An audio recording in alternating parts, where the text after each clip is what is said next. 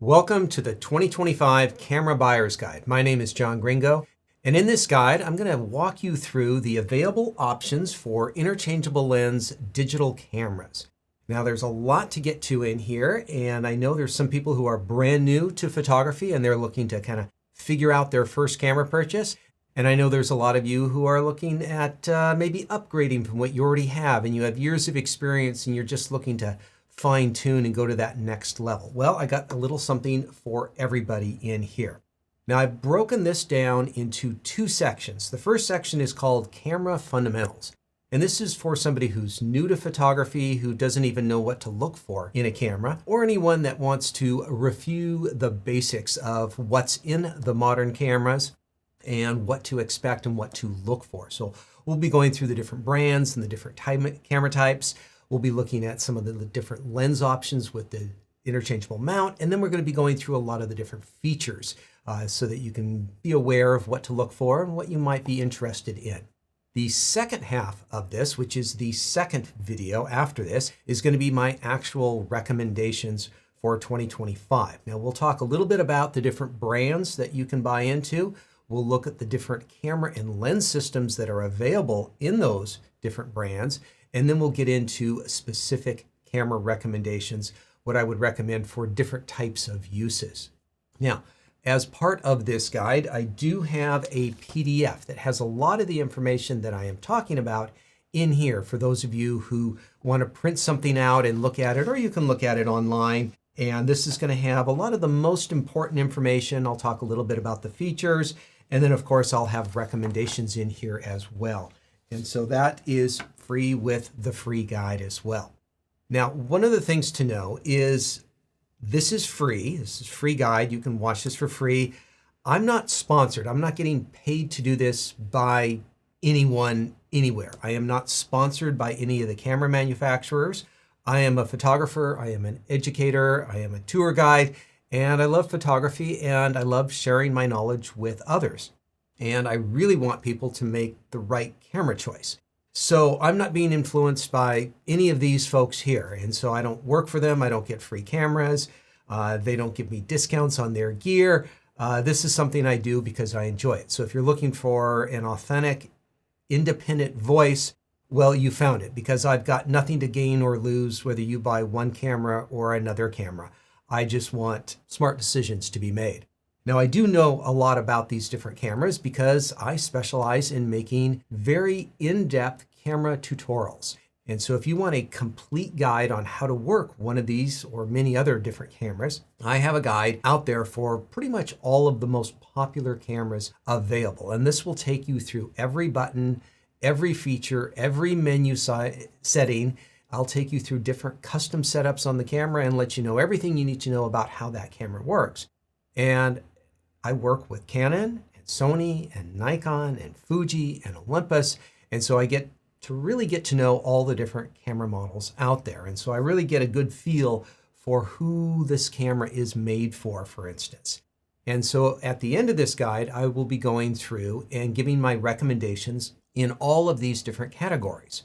Cameras are a little like cars. There's a lot of different styles depending on what's important to you and maybe a little bit what budget you have. And so I've got a wide variety of cameras that I'm going to be recommending for different types of purpose. Now, cameras are kind of all-purpose devices in many ways. They can be used for a lot of different things, but it's good to get one that's really honed in for what's important to you. Now, before we dive in too far into things, I just want to let you know what my current photography trend that I'm noticing this year, and that is the rise of full frame and less crop frame cameras out there. Now, full frame cameras have been rising in popularity for quite some time, but what I found unusual is that in a number of my classes that I teach in person where people bring their cameras in, and on the tours that I lead where photographers come on for an international tour, what camera do they have? And most people now are having full frame cameras. There are fewer and fewer people who have crop frame cameras. Now, I'm still a believer in crop frame cameras. I think there is a purpose to them. There's compromises with everything, and I'm going to recommend some later on when we get to that section in here. But generally speaking, most photographers are just seeming to migrate to full frame cameras. not all, but that is the general trend that I have been seeing. All right, so if you want to make a smart camera purchase, the first thing that you would want to know is, what are you going to be photographing? Because if you photograph birds or people, that's going to be a very different set of lenses and needs that you might have. And so the more you can pin down what you're going to do, the better it's going to direct you into what camera system and what camera to get.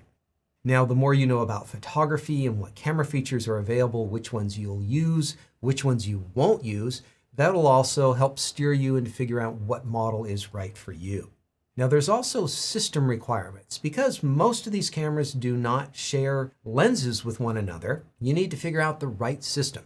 Let's say you're a student who's just starting at a 4-year school, maybe high school, maybe college, and the system that they have in place for their photography program is Nikon. And they have a pool of equipment that you can borrow with Nikon lenses and cameras. Well, that would be kind of smart to get into a Nikon camera so that you could use that system that is available to you.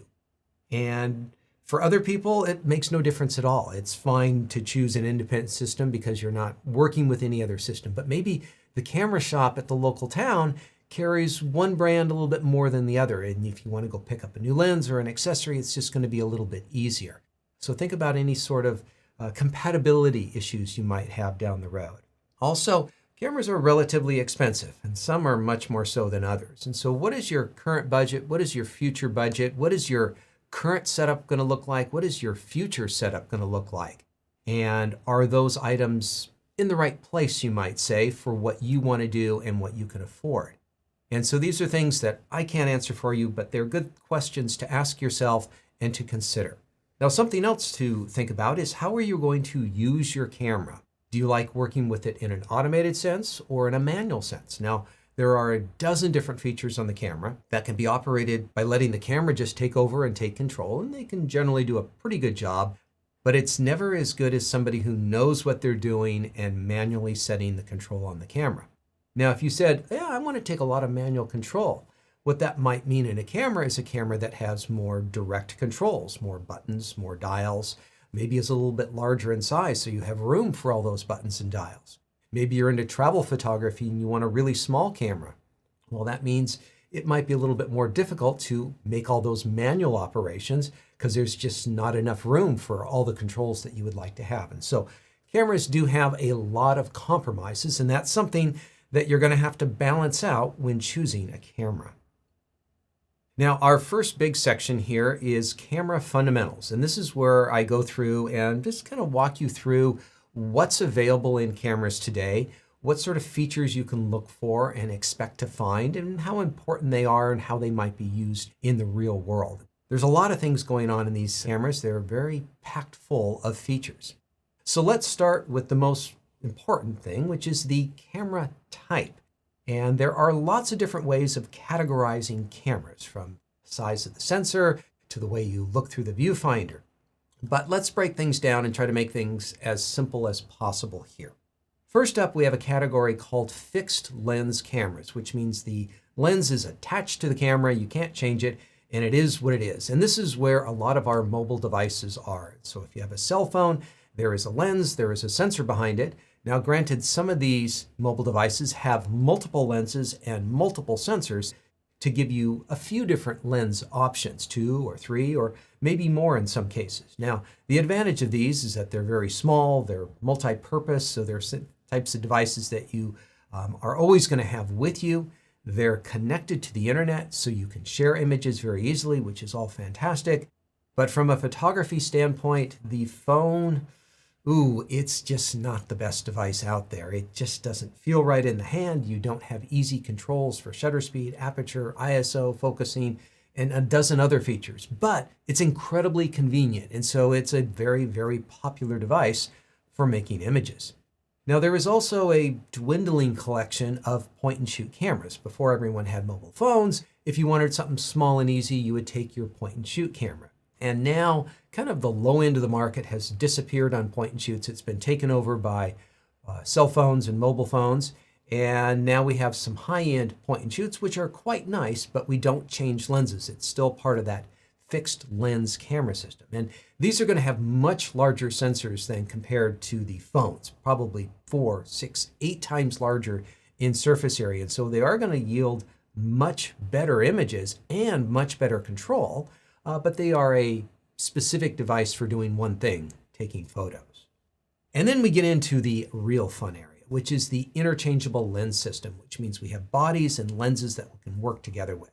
Now, for about 70 years, the single lens reflex was the way to go for most serious photographers. Digital came along, we just added digital, and it became a DSLR. And those were very, very popular for a very long time. But nobody's made a new DSLR camera or lens in the last several years. They've all moved on to the mirrorless system. This is just a more modern system. It takes up a little bit less space. It has a few less moving parts, and it's just a more intelligent system.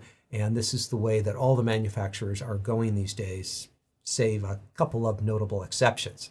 This is where the latest and greatest equipment is being made. It's where you're going to find the highest quality. It's going to give you the most options, especially if you are looking down the road. What's going to be available in 2, 5, 10 years? This is where you want to be. Now, these are also going to be the most expensive because they are the best quality and the latest features and so forth. And so we're going to be talking pretty much exclusively about mirrorless cameras and just double checking. And yes, I think I have finally worked through all my DSLR recommendations, and we are fully on board with mirrorless now. One of the most important categorizations on cameras is the sensor size. This is the heart and soul of the camera, really speaks to what quality image you're going to be able to get out of any particular imaging device. Now, the benchmark size goes back to 35 millimeter film. Nothing perfect about 35 millimeter film. It was just a very convenient, good compromise in size. It was small enough and big enough to do a variety of things. And so full frame cameras based off of 35 millimeter film are very popular, as I have already said. But those sensors can be quite expensive. And so a number of the manufacturers made cameras with smaller size sensors, and that made slightly smaller cameras and sometimes smaller size lenses. Some other manufacturers went much smaller with their sensor size to enable their cameras and lenses to do slightly different things. It's a slightly different compromise. The point and shoot cameras would use a smaller image sensor. It varies depending on which camera you're exactly looking at. And then of course, the mobile devices would have a very, very small sensor in them because they need to be very thin in size. Now, as I say, there's nothing magical about full frame. It's not the biggest. There's actually medium format. And that term medium format goes back to film days, which we're not going to get into right now, but there are sensors larger than full frame. So if you do want to take that step above, well, we'll talk about that in here as well. All right, so the cameras that have interchangeable lenses are going to be this group of sensor sizes. Now, as I say, full frame is really popular. It matches up with 35 millimeter film, and so it has a crop factor of 1.0. The smaller size sensors will have a little bit of a magnified crop factor, which means when you put a lens on a crop frame camera, it's going to be magnified by 1.5 or 1.6, or in the case of 4/3, it'll be a 2 times magnification. And this can be a real boom to a sports or wildlife photographer. It makes a telephoto lens twice as powerful. So there's a number of photographers who do wildlife photography, bird photography, that prefer the crop frame cameras. And I raise my hand as one of those people who use that in certain types of wildlife photography. It gives you a little bit more reach. You don't need quite as much lens. And so there are benefits to it. Now, as I say, you can go the other direction into medium format, and then it becomes a reverse crop factor. It's not huge, but it's something you need to be aware of if that's the area that you're going to go. So we have all these different size sensors, and what is the big difference between big and small? Well, generally you're going to get better picture quality the bigger the sensor, all right? It's gathering more light, there's room for more pixels. It just does better in many, many different ways, including one of the options of more shallow depth of field. So if you're a portrait photographer and you want to focus on your subject and have the background out of focus, a bigger sensor will often be better for doing that. Now, that's not to say there aren't benefits to the smaller size sensor. You get smaller cameras and smaller lenses, less weight, less money. And so there's some good options that are available in those smaller sizes. There is no perfect camera. It's just one that's right for you. Now, the cameras that we're going to be talking about in here for the most part are full frame, kind of a crop frame, about 1.5 crop in the 4/3. Now, the full frame system is where most professionals are shooting. Yes, there are medium format. We're going to set that aside for a moment. But full frame is where most professionals are shooting these days. You're going to have large systems. There's going to be a huge number of lenses that are available for any of the popular systems. And the top ISO, or sensitivity of the sensor, is 12,800, which is a pretty high setting, at least as far as a subjective value on my part. And that's going to come down a little bit when you go to a crop frame sensor. But very rarely do you need to push the ISO up to 6,400 for most people in most situations. And so this 1.5 crop, I think, is great for travel photography where you want a slightly smaller camera and lens, or for doing any sports or wildlife. And the same can be said, once again, with the 4/3 system, which uses a smaller size sensor. It's not quite as good under low light conditions. So if you were going to be doing astrophotography, well, the 4/3 system is probably not the best system for doing that. Now, part of that sensor, a big part of it, is the number of pixels. Of course, those are the light sensitive cells on the sensor itself. Now, they are measured in rows and columns, and a very common one is going to be, say, 6,000 columns across and 4,000 rows. 6,000 times 4,000 is 24 million, 24 megapixels, 24 MP. And so that's a pretty typical camera these days. And where does that compare on kind of the whole scale of what's available in a camera today? Well, the first digital cameras had around 3 megapixels. 10 megapixels is where film quality is and where many phones, but not all phones, I know some have more than that. There are many professional photographers who shoot with 24 megapixel cameras, and they turn out products that go for professional needs. Yes, you can get higher than that, but that's kind of a pretty good standard if you want to do professional quality work. But there are many cameras that have higher resolution, which are going to offer some benefits to them. And so when you consider about how many megapixels your camera has, obviously more pixels is good for things like having greater resolution, sharper images. That's a big part of photography. You can make bigger enlargements if you want to print an image or show an image on a very, very large screen. It's also going to give you more cropping ability. If you didn't quite fill the frame with your subject, you can crop it in and it's still going to be sharp. And so it's easy to get caught in this, I want more pixels, because there's a lot of benefits to it.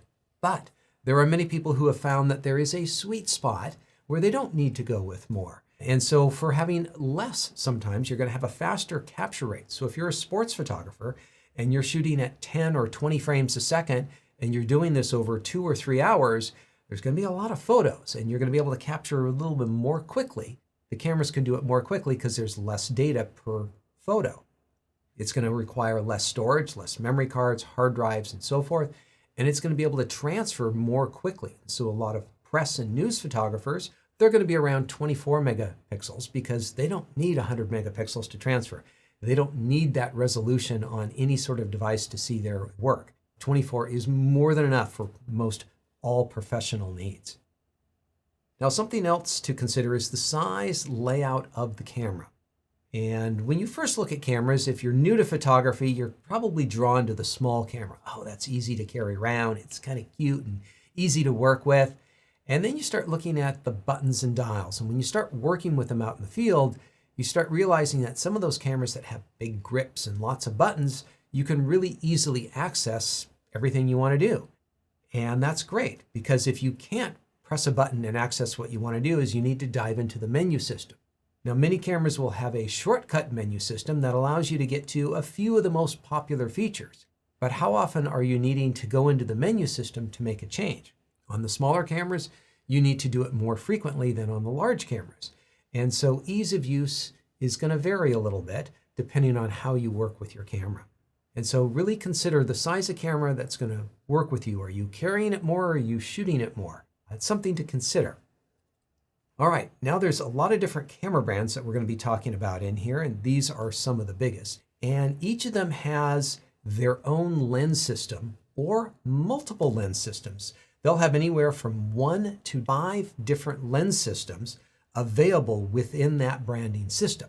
And these use a unique mounting system. And the only thing that's common between all these brands is Panasonic has a couple of lens mounts that they share with Leica and OM Digital Solutions. Everything else is proprietary. It's unique. And so you're going to really want to look and know about that brand and that mount before you buy into it, because that is the ecosystem that you are going to be working with. Let's take a look at different exposure features that you are likely to find on many different cameras out there. First up, many cameras have a mode dial, but not all. Some go a different way and they use a mode button and a display that shows you where that particular mode is set to. And that gives you a little bit more options because you can have an infinite number of options with the mode button. Whereas with a mode dial, you're kind of limited to how many things you can stick on a little dial. But most of them use a dial. It's conceptually very easy to work with. A lot of cameras will have a fully automatic mode, which means the camera sets shutter speeds, apertures, ISOs, all the exposure information, as well as focus. And then it also does something else. It puts child safety locks on a lot of the other features in the menu settings in the camera so that you can't get in and change things. So this is good for giving your camera to somebody else in photography to take a picture and not mess up your camera. A lot of cameras, not all, will have scene modes. Now what this does is it's kind of like fully automatic mode in that there's lots of child safety locks, the camera's taking care of everything, but it's doing so in a way that is geared a little bit more towards one type of photography or another. And this could be handy for somebody who just wants to take some basic photos and they don't know about all their settings in their camera. And so it's just a kind of a learning path, because you can actually see what the camera's doing and learn a little bit from it. But the camera's not doing anything that you can't do on your own, provided you know what you're doing. So then we have some of the more manual options. Program is kind of like fully automatic, but it doesn't have the child safety lock. So you can get in and start making changes to your focus and your white balance and other systems within the camera. So this is kind of nice for a little bit more experienced photographer that just wants to flip it over to something kind of easy for the moment, because the camera's just taking care of shutter speeds and apertures. And that's it. We have some semi-automated modes. We have shutter priority, sometimes called time value, and aperture priority, sometimes called aperture value, where you get to set one of the main settings, aperture or shutter speed, and then the camera will kind of lend a helping hand and set the opposite one so that you get a proper exposure. And that can be an easy system to give you some control, but allow a very fast operation of the camera. And then comes my favorite mode, full manual. This is where you get to control the shutter speed and the aperture. And this allows you to really create consistent photos that are exactly what you intended to do. And if you're new to photography, the manual mode might seem a little bit scary, but once you learn a few of the basics in photography, then this is going to be a great mode. I think you'll really like this because you really get to control the art that you are creating out of your camera. Finally, some cameras have custom or user modes where you can program it to be exactly as you want. Sometimes when you go from one type of photography, say you go from portraits to birds in flight, there's a dozen different settings that you want to change on your camera. And if you don't want to have to go through all dozen setting changes, you can have them all pre-programmed to one of these custom modes so that you can quickly change from one setting to the next to the next. And so these are kind of setup menus, a recipe, you might say, where you can immediately change from one system to the other. It can be very handy for a number of people. So a lot of standard features that you will see on cameras is exposure compensation. When you're in the semi-automated modes, this allows you to brighten or darken the picture up according to what you want. There's going to be different exposure metering options, and this is how your camera reads light. Usually not necessary to get in here and change it, but there's usually a few different modes depending on how you like to work. Auto bracketing is kind of like exposure compensation, but this is where the camera adjusts the exposure for you. This is popular with landscape photographers, architectural, real estate photographers that have a really wide range of light and dark that they're trying to capture. They sometimes use those individual photos and combine them together to create a single photograph that has the best information from both the dark picture and the light photo. All cameras will have a histogram, which is a graph that shows you how bright or dark the image is. And this is a great shortcut to seeing if you got the right exposure. Many cameras will have a highlight alert or zebras, and this will flash black and white at you at areas that are overexposed. And so it's very easy to visualize if your picture is going to be too bright. High dynamic range is an option where the camera will take a number of images and create a JPEG image. And what it's trying to do here is it's adjusting the brightness and the darkness of any particular image to try to make it look better. And what it's doing is it's trying to hold the bright lights from going too bright. So it's trying to darken the bright lights. And in the dark areas, it's trying to raise the shadows so that you can see a little bit more easily in there. Now, sometimes they have kind of creative modes that these can also work in. And this is something that not most people are going to use. And this is something that you can do better in post-production work on your computer afterwards. But if you like to do it in your camera, well, there's some cameras that can do it right there. Let's move on to focus features. Cameras have great autofocus systems these days, and there's a lot of options on there. The first option to be aware of is that you can switch back and forth between manual and autofocus. If you do landscape photography or macro photography or astrophotography, those are some cases where you might want to manually focus. Now you can make this change either on the body, on the lens, or sometimes you have to dive into the menu system in order to make this change. If you are going to do this very much, you also want to pay attention to your lenses to make sure that they have nice, smooth manual focus rings that are easy to work with. You'll find that lenses that are very small and sometimes on the lower price scale don't have really nice focusing rings. And it's just one of those features that you get that's a little bit better with the higher end lenses. Now, on pretty much all the cameras, for autofocus, you're going to press down halfway on the shutter release, and that triggers the autofocus system before you actually press the shutter release on the camera. This is the default system, and if you don't like this and you want to do something called back button focus, well, that is something that's available on all models today, but you need to get in and understand how your camera works, and that's something I explain in my more in-depth camera classes. The focus mode is one of the most important settings on your camera. For general photography, the single autofocus mode, or AFS, is going to be good for stationary subjects. If you're going to be photographing subjects that are moving, sports and wildlife and things like that, you want to have the camera in the AFC mode. This will track subjects moving towards you and away from you, and modern cameras are fantastic at doing this.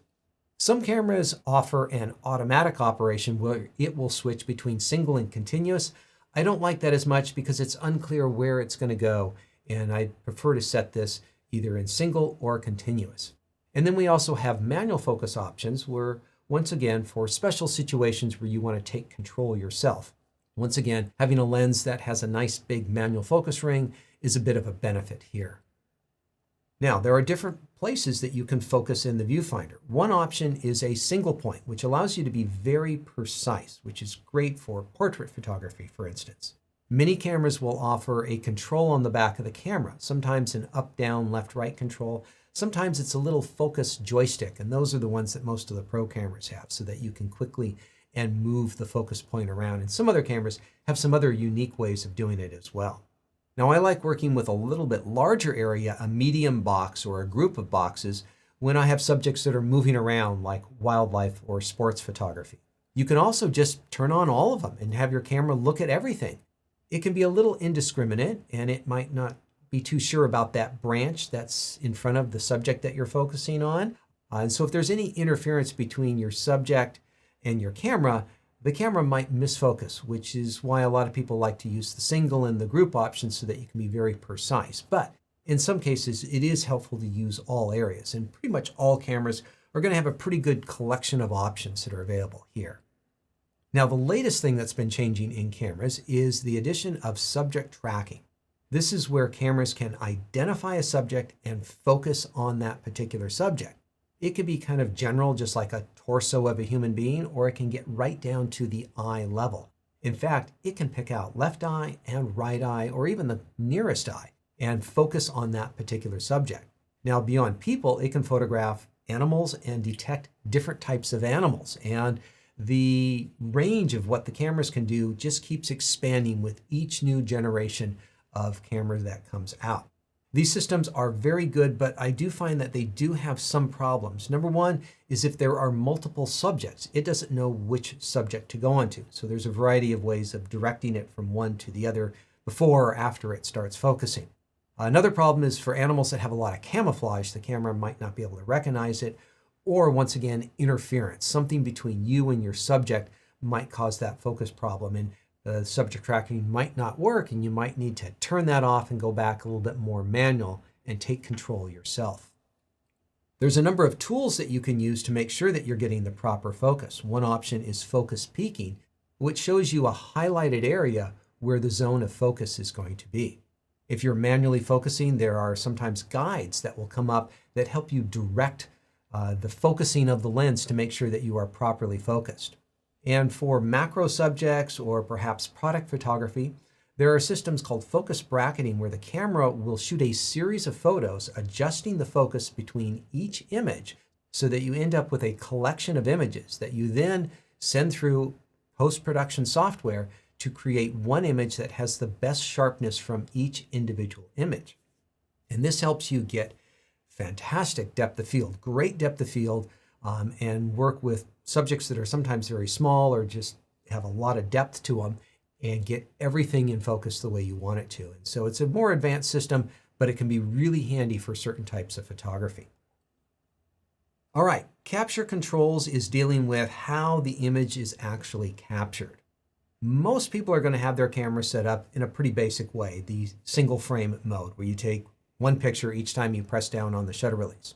But if you're shooting something that's moving, you might want to collect a series of photos, and then the continuous low option would be good. Most cameras will have a low or sometimes a medium, sometimes a high. It varies from model to model. The high-speed ones will go from anywhere from 5 to 20 frames per second, which is going to be very good for a wide variety of sports and wildlife work. Many cameras now offer a high plus mode. And what the plus indicates is that it's going to go extremely fast, but there may be some things that don't work on your camera as normal, or there may be some limitations. Maybe it can't shoot in RAW file type, it has to shoot in JPEG. It doesn't do this or it doesn't do that when it's in that continuous high plus mode. And so there's going to be a variety of modes to fit a variety of needs. And of course, there's going to be a self-timer so that you can get in the photo, or that you can just set the camera up so that you're not touching the camera while it's on a tripod, so there's no vibrations while it's going on. And so these are pretty common, but the actual speeds that you can shoot at, well, that depends a little bit on the camera. There are many cameras that are really specifically designed for doing sports photography, and they can fire at some very high frame rates with everything else completely operational so that you can get tons of photos in a very short period of time, all in focus. Now, the shutter unit on these cameras is something that is becoming a very interesting topic. Most cameras have a mechanical shutter, which has two shutter blades that open and close. They sometimes cause a little bit of vibration when they open because they're moving very, very quickly, but generally not really a problem. But this is how cameras have worked for decades, and that's the standard mechanical shutter.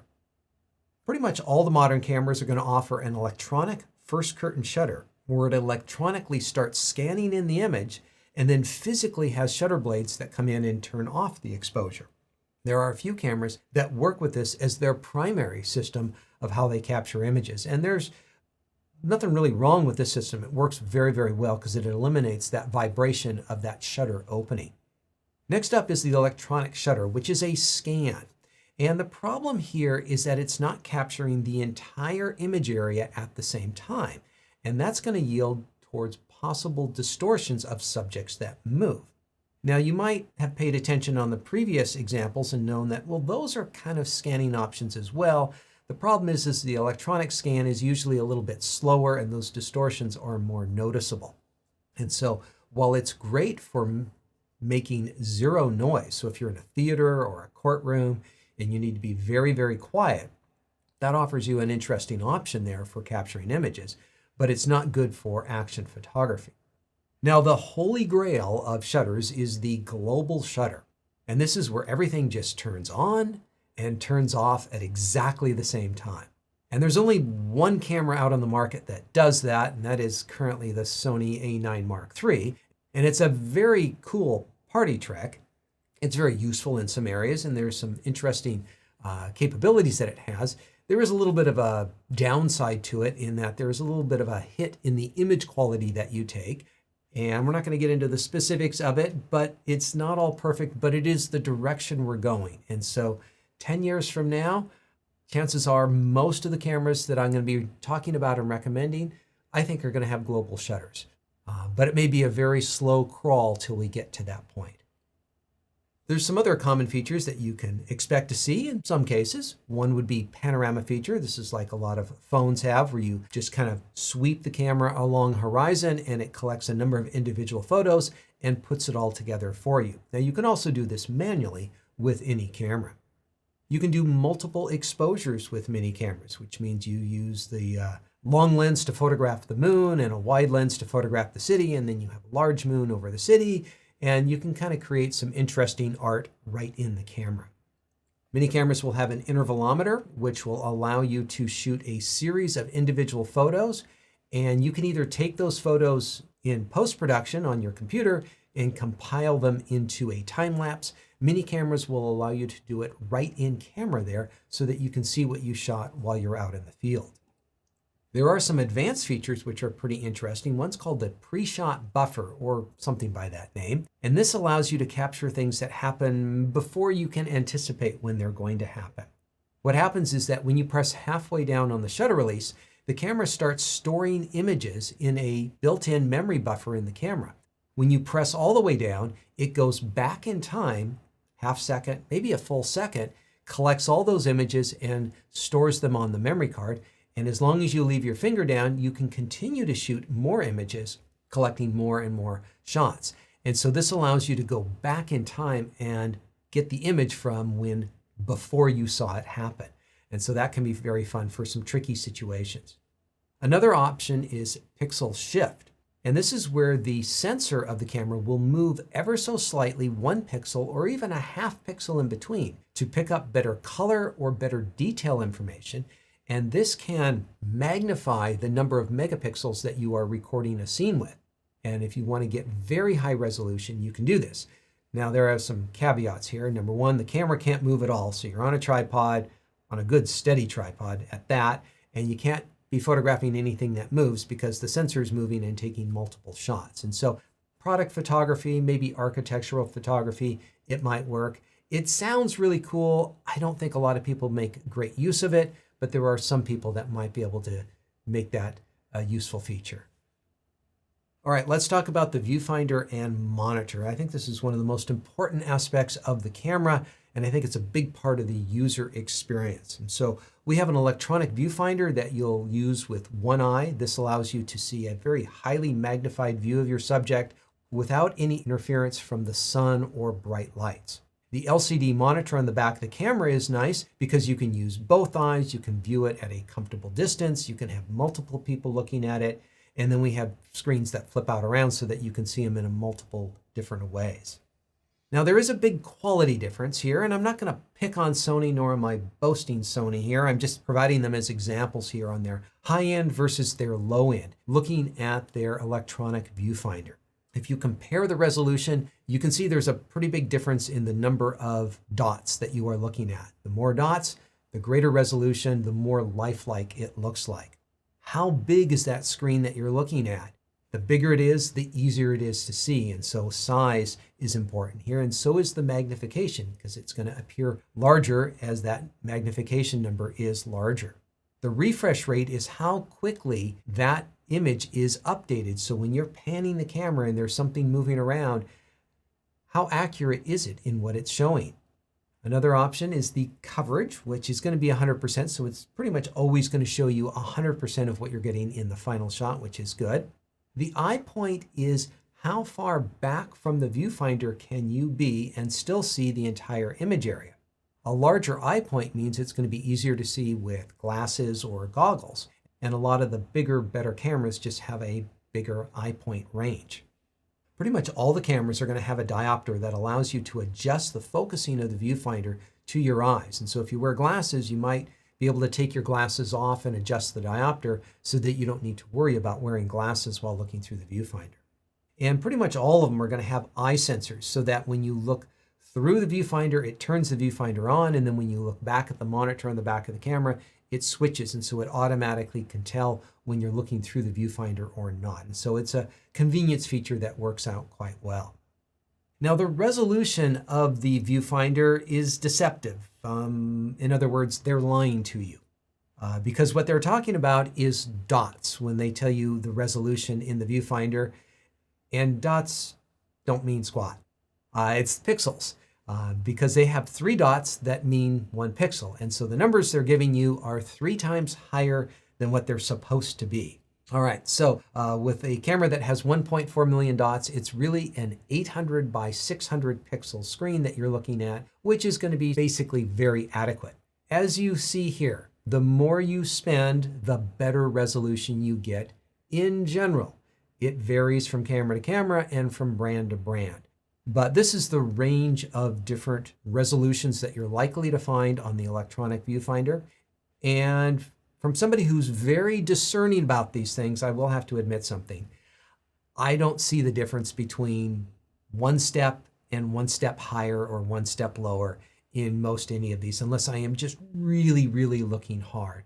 And so while it might seem like 9.4 million dots is a huge difference from 5.7, when you actually look at it, it's not that big a difference. But when you compare 9.4 down to 3.7, okay, that's starting to become more clear. And so a good quality viewfinder, I think, is one of the most underrated features of a camera. Having an enjoyable viewfinder experience is very important to capturing good quality images and having good composition so that you really get a good feel for what that image is going to be. Now, the monitor on the back of the camera, and let me just quickly check all the cameras that I have here in front of me. And yes, all of them have some sort of flip out tilt screen on them. And so this is pretty common these days, and this is just very, very convenient for getting low angle, high angle shots, flipping it around so that you can get in it yourself while you're recording video or taking still photos. This is pretty common, but the screens and the way they flip out vary a little bit from model to model. Now, most everything I'm talking about in this buyer's guide is dealing with still photography, but all of these cameras and most cameras that you can buy designed for shooting stills also shoot video. Now, there is a whole collection of video cameras that you can get, and they go from very small to very, very advanced.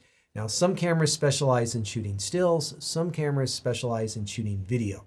A lot of people have been drawn to still cameras for shooting video because you get a very large sensor in a very small package. And over the last several years, it's kind of taken a while for these manufacturers to add in all the video features that people who shoot a lot of video really want in here. And so over the years, resolution has increased. And so you might think, if you're new to video work, that you always want the highest resolution. No, there's a lot of compromise when it comes to this. You want to shoot the resolution that you need to shoot at. There's also a bit of a convenience factor in there. Frame rates are going to give you a different look. You might want to be slowing it down. You might be shooting action. You might want more of a Hollywood look. And so these cameras will vary in these options that are available. And so these are some of the features you want to look for to see what are the options available and how does that compare to what do you need. Different file formats are going to be available as far as to the types of files that they are compressed onto. The actual compression method is something that might be important depending on what type of computer you are using. And that may have a play in what type of editing that you plan to do with your images. There are a variety of ways to make the video files, which can be very large, a little bit smaller, either by color sampling or adjusting the bit rate. Those can be helpful in adjusting the size of the files. There are different types of system depending on what country you live in and what system is used for their different televisions. There's a lot of options for audio. What sort of jacks and controls are you going to have on their device? Input and output. Do you have microphone inputs? Can you put headphones into it? So if you're going to have audio an important part of your video, which is usually pretty important, what sort of access do you have there? There's a number of focusing options as how well they autofocus, how well they manually focus. Do you want autofocus or do you want manual focus? The lenses that you have on them, one of the problems that still lenses have is they have a bit of a breathing problem, which means they change in magnification as you focus, and it looks awkward and it's distracting in a video. And for some people who are very serious about video work, it doesn't look good and they don't like that at all. The max recording time is something that was set at 29 minutes, 59 seconds for many years on many cameras, but now that's frequently unlimited. But you might want to check to see on your camera depending on what type of recording that you're doing with it. Now that scanning system that we used for the electronic shutter, well, that's being used in video, and that can have a big impact if you do a lot of pans with your camera or you are shooting video of subjects that are moving around a lot. And that's going to be something to check on that varies from camera to camera. So video kind of has its own set of parameters I just want to touch on here to give you some ideas of things to think about and compare between different cameras if video is something that's important to you. There's a variety of other features that may also be important that are going to be found on these cameras. First option is sometimes called picture styles, and this is basically controlling the saturation, contrast, and sharpening of your images so that they have a particular look. Sometimes there's creative options. They're kind of Instagram filters that you can create in camera. Not something you want to do with really serious photography, but if you want to have fun and you want to do it right in the camera, some cameras just give you a lot more options in that regard. All cameras are going to give you an option on different file formats. The two basic file formats that are being used are JPEG and RAW, but now we're seeing a new HEIF one, which is kind of like a modern JPEG. It's a compressed file that will probably become more prevalent, but we don't really know. It's still early days. And so somewhere in the menu system, you're going to be able to change and select different size JPEGs or different types of RAW potentially. And each manufacturer has their own proprietary RAW file. And this is where you need to use special software in order to see and work on your images. So all of the manufacturers provide free software that you can use to work with their individual RAW system. But if you want something more uniform that works with everything, there's a number of different photo processing programs that are available that work with all of the RAWs or all of the popular RAW systems. And so Adobe, Photoshop, Lightroom, and a number of other programs can work with a wide variety of RAW systems. And so how this looks and how you set it in each camera is slightly different. One of the options you can do is you can shoot RAW and JPEG if you want to have the full uncompressed RAW image of what you shot versus a smaller, more compressed JPEG. You can have both of them together. You can shoot one or the other. Most pros and serious photographers are shooting RAW. They take their images, download them to a computer, create JPEGs that they sometimes send off and use for various purposes.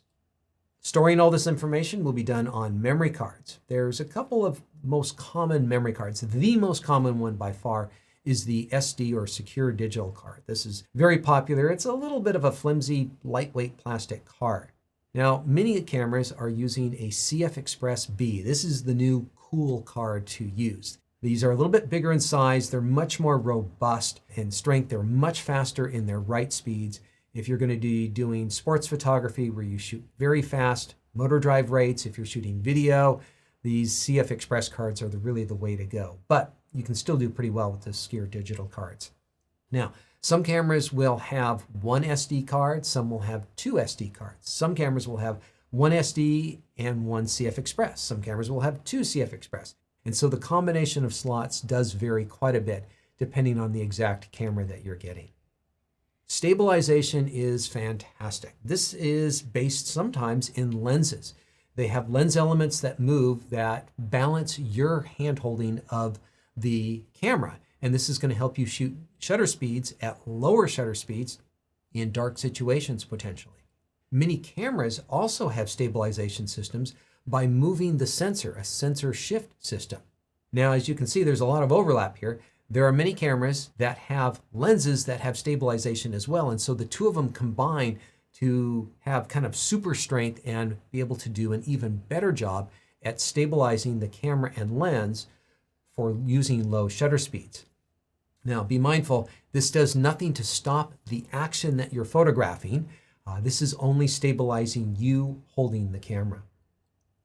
On any good camera, there is going to be lots of button customization that you can go through. So a lot of buttons come pre-programmed to do something in particular, but if you don't like that, pretty much all the cameras allow you to change a good number of the buttons to do something else that you find more valuable. And so this is where cameras can get a little complicated. This is one of the reasons why my in-depth camera tutorials, complete camera guides can be very helpful, is because I walk you through this whole process of reprogramming these buttons. And this is just one of the great ways of customizing a camera to fit your exact needs. Some of the bigger cameras with more buttons allow you a little bit more button customization. We're talking about camera and lens systems, and so the other part of this equation is lenses, which is equally important. And so all of the manufacturers that we're talking about here in these interchangeable lens models are going to make a variety of primes and zoom lenses. The focal length and the maximum aperture are the two most important things to look at when purchasing a lens, and that's usually going to guide you to what type of lens you want to get. But there is lots of other things that lenses do, and so becoming knowledgeable on lenses is going to be a good thing for a photographer, because you're going to make more intelligent choices in the lenses you buy and how you use them down the road. And there's a lot of great options out there. Now, one of the things that's great about photography is that you can do so much with it, the versatility. And part of that versatility comes from using different focal length lenses. And so we've got wide angle lenses and telephoto lenses, and there's a variety of options available from the different manufacturers. Now, if you're going to be working with crop frame cameras, the actual focal length numbers that you need, well, they vary slightly differently because of that crop frame factor that we talked about. But all of the camera manufacturers have good options. It's just that in the full frame, well, that's where most of the manufacturers are these days, and so that's where most of the options are going to be available. And so if you have particular lens needs, you're probably going to be looking at a full frame system. If you have basic needs, you can probably get away with most any system. And so we have our standard lens at around a 50 millimeter as far as a full frame focal length. A landscape photographer is going to want some wide angle lenses and some telephotos as well. Portrait photographers are going to be working with short telephoto lenses for the most part. Sports and wildlife photographers are going to be working with long telephoto lenses. But the general photographer is going to want a little bit wide, maybe a tad bit in the middle, and then a little bit of telephoto. And so there is a range of needs here depending on what you plan to photograph. Now, Canon has 5 different lens mount systems within their brand. And I know this is a little confusing, and we'll kind of talk more about it when we get into specific talk about Canon. Their main one is now focused on the RF lenses, but they do have 5 different options in there. Nikon's not far behind. They have 4 different lens mounts and lenses that they are working with. Olympus, keeping things a little bit more simple, they just have 1.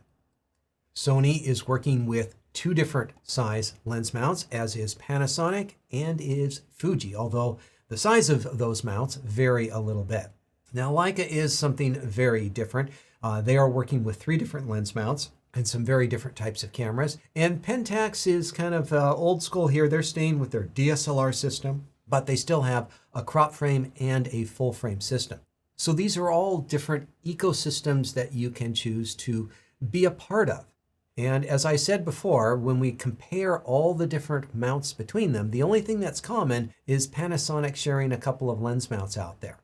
And so you're going to be buying lenses from the manufacturer who made your camera or an aftermarket brand. So for instance, Sigma is one of the largest lens manufacturers, and they make lenses for all sorts of different companies and lens mounts. Tamron is another very good lens manufacturer that makes a wide variety of lenses. And Tokina, not quite as big as the first 2, also make a number of options. Now, these are just the 3 biggest options out there if you're looking for aftermarket lenses.